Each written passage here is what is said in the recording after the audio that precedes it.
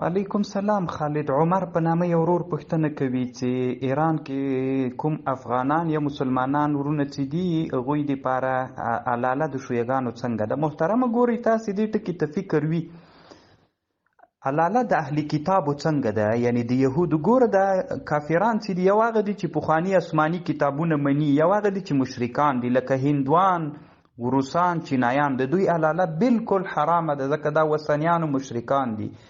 پاتې سو یهود چې دا اوس اسرائیل دی او نصرانیان چې د امریکایانو غربیان او اروپایان دي.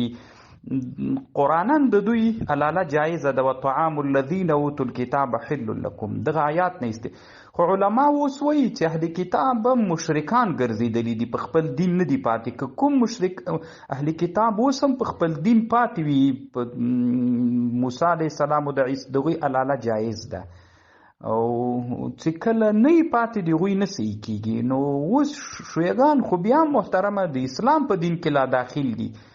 نو که دوی داسې وي چې مشرکان وي، ځکه دوی کې هم داسې ډلې شته چې مشرکان دي، بیا حلاله نه صحیح کېږي.